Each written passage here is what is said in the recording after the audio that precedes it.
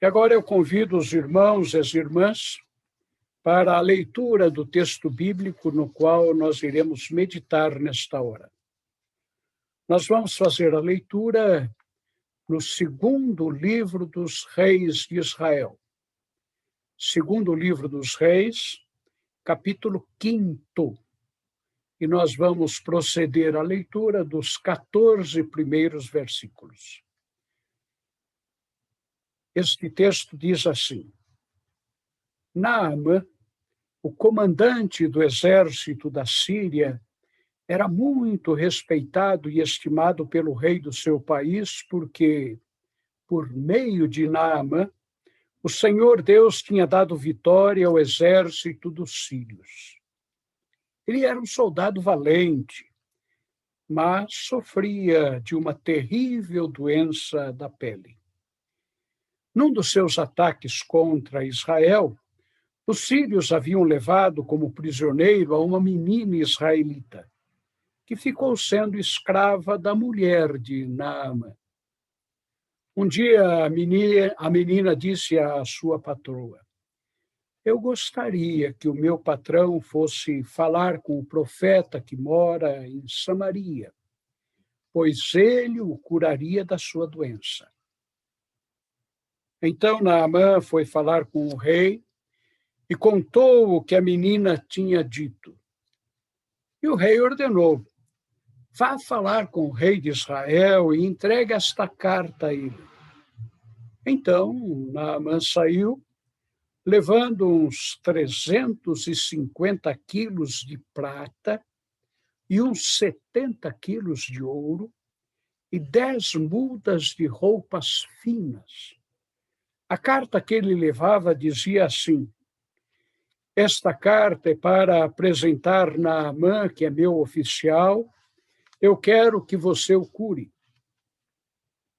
Quando o rei de Israel leu a carta, rasgou as suas roupas em sinal de medo e exclamou: Como é que o rei da Síria quer que eu cure este homem? Será que ele pensa que eu sou Deus e que tenho o poder de dar a vida e de tirá-la? Ele está querendo briga. O profeta Eliseu soube do que havia acontecido e mandou dizer ao rei: Por que o Senhor está tão preocupado? Mande que esse homem venha falar comigo, e eu mostrarei a ele que há um profeta em Israel. Então Naamã foi com seus cavalos e carros e parou na porta da casa de Eliseu. Eliseu mandou que um empregado saísse e dissesse a ele que fosse se lavar 7 vezes no Rio Jordão, pois assim ele ficaria completamente curado da sua doença. Mas Naamã ficou muito zangado e disse: Eu pensava que pelo menos o profeta ia sair e falar comigo e que oraria ao Senhor seu Deus e que passaria a mão sobre o lugar doente e me curaria. Além disso, por acaso os rios Abana e Farpar, em Damasco, não são melhores do que qualquer rio da terra de Israel? Será que eu não poderia me lavar neles e ficar curado? E foi embora muito bravo. Então os seus empregados foram até o lugar onde ele estava e disseram: Se o profeta mandasse o Senhor fazer alguma coisa difícil, por acaso o Senhor não faria? Por que é que o Senhor não pode ir se lavar, como ele disse, e ficar curado? Então Naamã desceu até o Rio Jordão e mergulhou 7 vezes, como Eliseu tinha dito, e ficou completamente curado. A sua carne ficou firme e sadia, como a de uma criança. Que Deus nos abençoe na meditação, no estudo destes textos da sua palavra. Meus prezados irmãos e irmãs, há uma história nos evangelhos a respeito de uma pregação de Jesus na cidade de Nazaré. Nazaré era uma cidade na qual Jesus tinha sido criado. Mas quando Jesus começou o seu ministério, ele já não morava em Nazaré. Tinha se mudado para a cidade de Cafarnaum. Certo dia, Jesus retornou a Nazaré. Num sábado, como era o seu costume, ele foi à sinagoga. Ali ele leu um texto do profeta Isaías que dizia assim: o Senhor me deu o seu Espírito.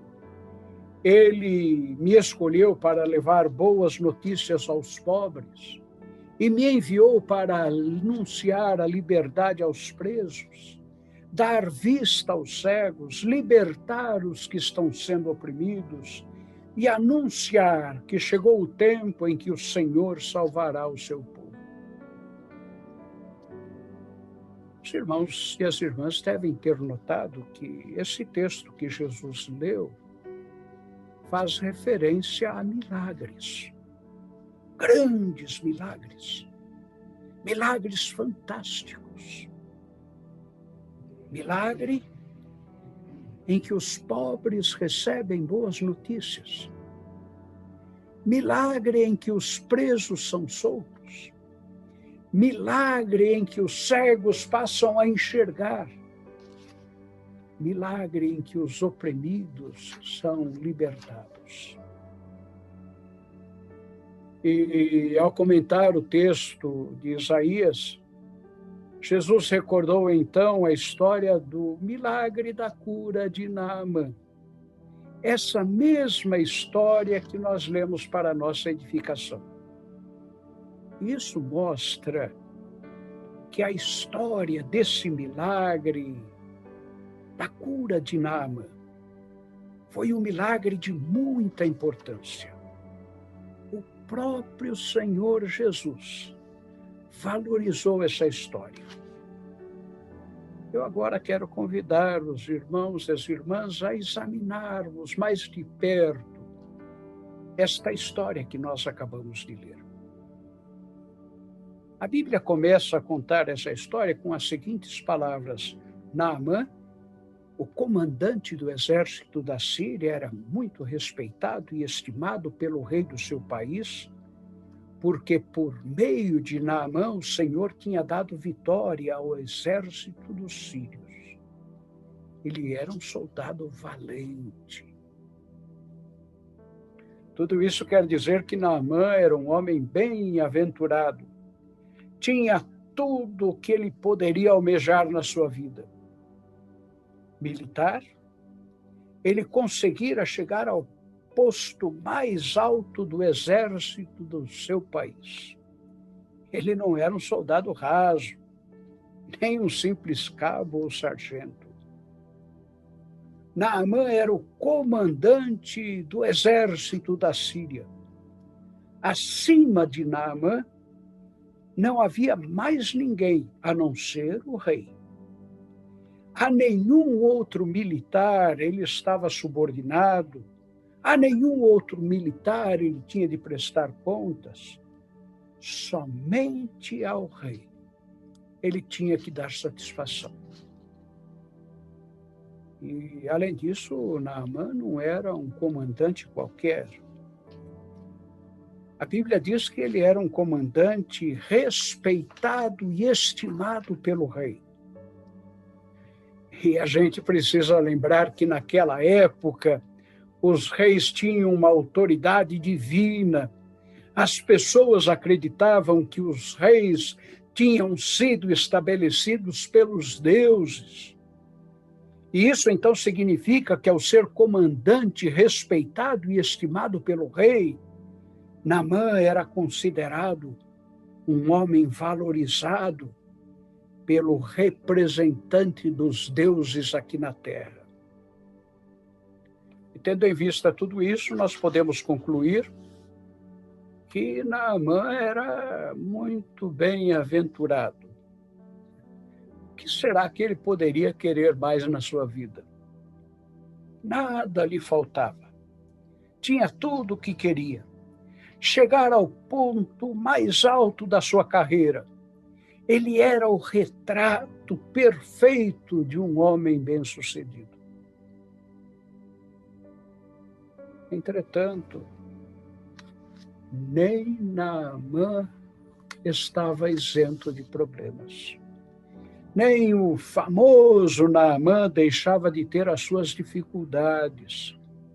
Nem o poderoso Naamã estava livre de angústias e aflições.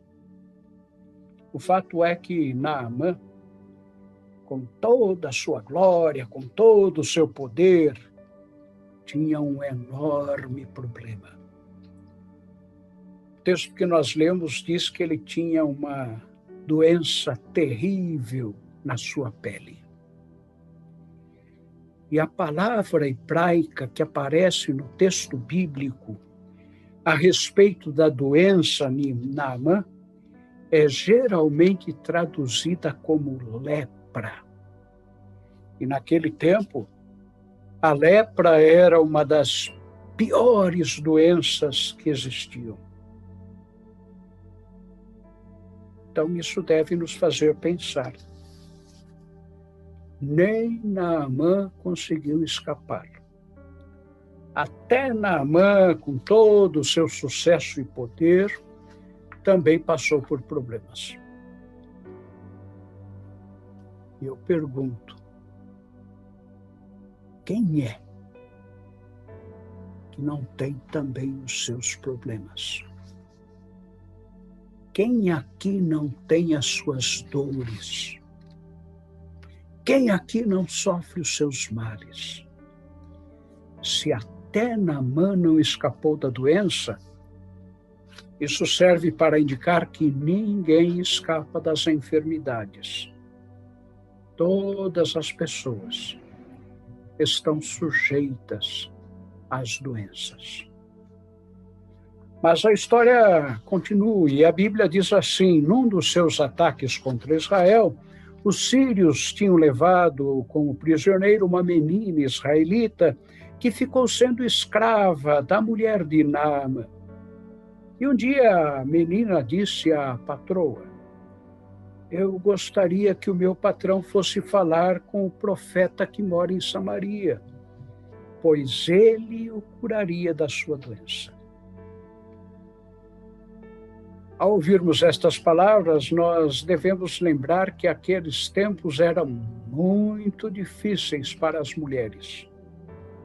As mulheres daquela época estavam muito longe de conquistas de direitos sociais que hoje possuem. As mulheres eram consideradas seres inferiores. Elas não davam palpites na vida dos homens. Elas limitavam-se a ouvir e a obedecer. Eram consideradas como propriedade dos seus pais e depois dos seus maridos. Não se acreditava que as mulheres pudessem falar coisas sensatas. Não se achava que elas pudessem dizer coisas sensatas. E é dentro desse contexto que nós devemos ler agora a história de Naamã. O contraste é muito grande. De um lado, Naamã, um homem, militar valente, comandante do exército da Síria. E de outro lado, duas simples mulheres, cujos nomes não chegam nem a ser mencionados. E uma das mulheres não passava de uma menina. Pior ainda, não era uma menina síria. Muito longe disso, era uma menina israelita que tinha sido levada como prisioneira e que não passava de uma escrava.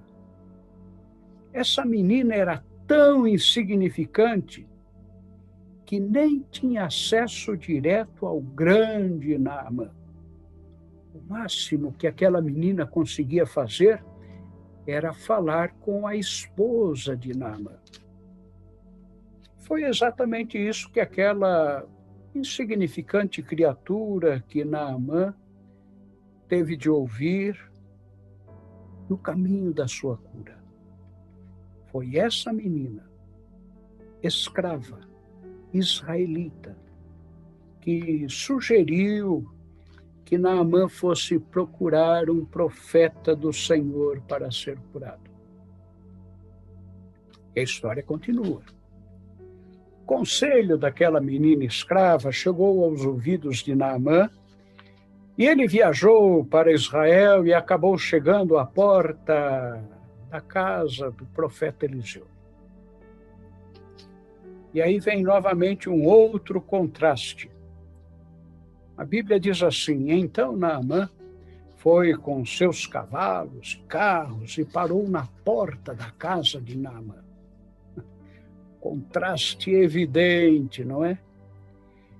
Eliseu não passava de um simples profeta de Israel. Em outras palavras, era alguém que falava e atuava em nome do Deus dos israelitas. Eliseu não vivia na corte. Ele não morava num palácio. Não pertencia àquela camada mais abastada da sua terra. E, de repente, na porta da sua casa, parou Naamã, o comandante do exército da Síria, com toda a pompa e circunstância, com seus cavalos e com seus carros. Se fosse nos dias de hoje, seria como um desfile de automóveis acompanhados de batedores, para dar toda a segurança ao comandante do exército. O espetáculo era imponente, grandioso. O mínimo que se esperava de Eliseu era que ele saísse à porta da sua casa e recebesse o ilustre visitante da melhor maneira possível.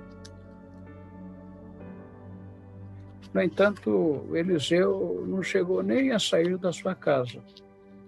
Mandou alguém dar um recado a Naamã.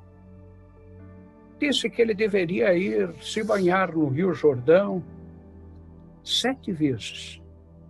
E assim ele ficaria curado. Não podia dar outra coisa. O Naamã ficou furioso. Ele chegou a exclamar: eu pensava que pelo menos o profeta viesse falar comigo. Era assim que o Naamã costumava ser tratado, com todo respeito, com toda deferência. Mas o profeta Eliseu o humilhara, nem viera até a porta da sua casa para recebê-lo.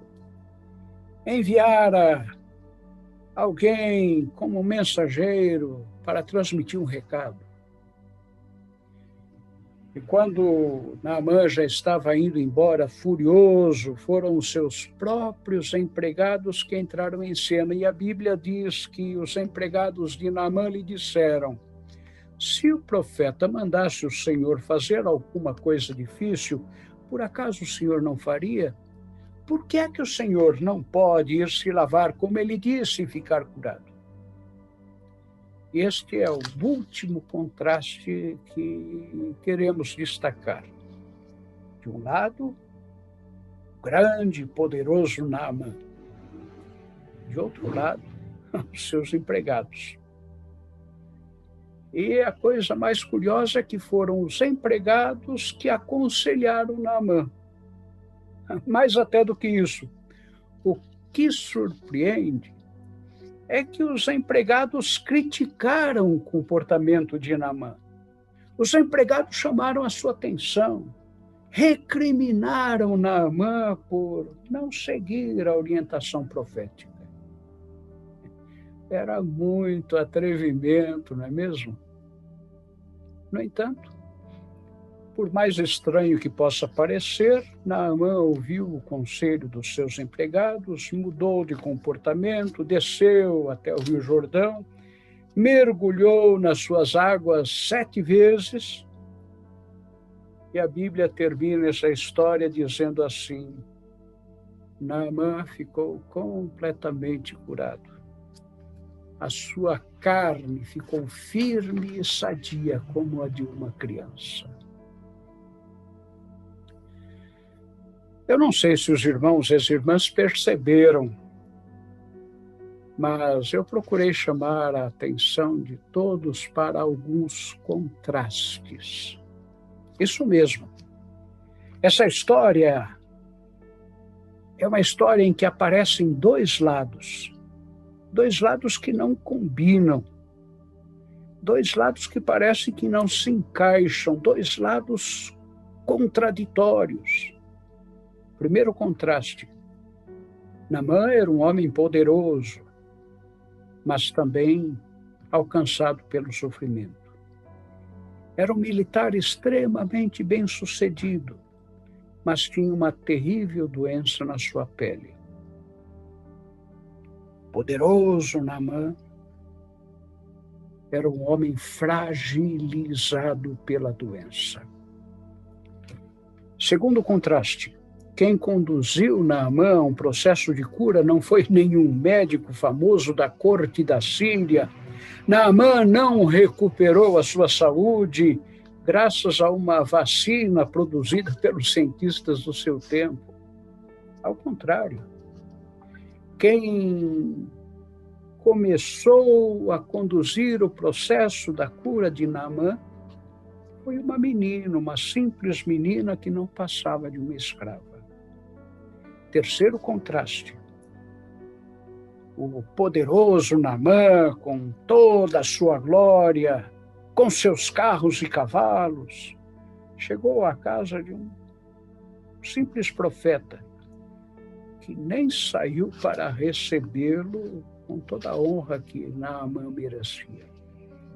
Ao contrário, o profeta mandou alguém ir falar com Naamã e transmitir-lhe um recado. E o quarto e último contraste: para decidir banhar-se nas águas do Jordão, o grande Naamã teve de ouvir a crítica e o conselho dos seus próprios empregados. Foram os empregados que criticaram a postura do comandante do exército da Síria. Naamã curvou-se diante do conselho dos seus subalternos. E foi então, depois de todos esses contrastes, que Deus concedeu a graça da cura a Naamã. Deus fez com que a sua carne se tornasse firme e sadia como de uma criança. Depois que ele ouviu uma escrava, um profeta e os seus próprios empregados. Mas tudo começou com uma menina escrava, uma simples menina, que conduziu Naamã para o restabelecimento da sua saúde. Isso é inspirador, meus irmãos e minhas irmãs. E isso serve para nos ensinar que cada um de nós pode ser um instrumento nas mãos de Deus, como aquela simples menina.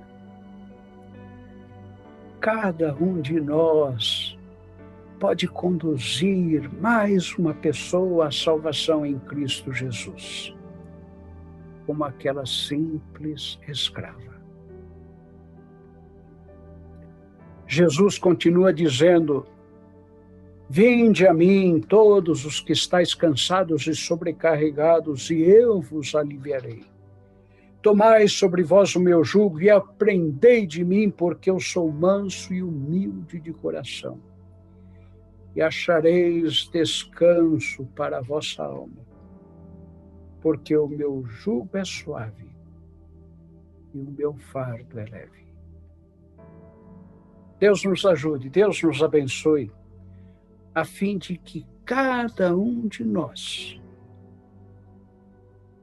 possa conduzir pelo menos uma pessoa para junto, para perto do Senhor. Que cada um de nós diga pelo menos para uma pessoa: Deus está perto, na pessoa de Jesus. Venha a Jesus. Amém.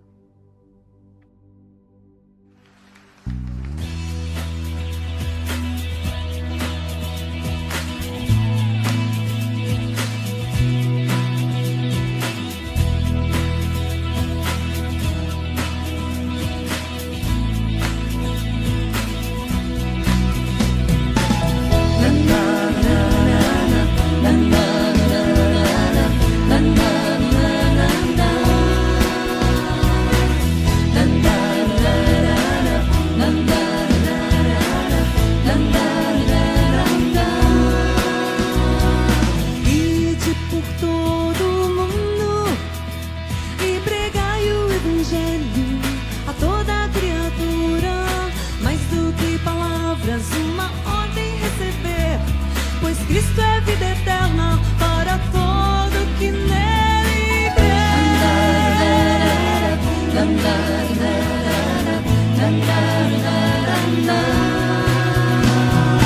Ide por todo o mundo e pregai o Evangelho a toda criatura. Mais do que palavras, uma ordem receber, pois Cristo é vida eterna para todo que nele crê. Mas como crerão em quem nunca ouvirão? E como ouvirão se não há quem pregue? Hora de agir, a missão cumprir, o Evangelho proclamar. Proclamai por toda a terra, proclamai por todas as nações, proclamai o poder que do alto vem, até os confins da terra, o Evangelho proclamai. Proclamai. Na, na, na, na, na. Na, na, na, na. Ide por todo o mundo e pregai o Evangelho a toda criatura. Mais do que palavras, uma ordem receber, pois Cristo é vida eterna para todo que nele crê. No amor de Deus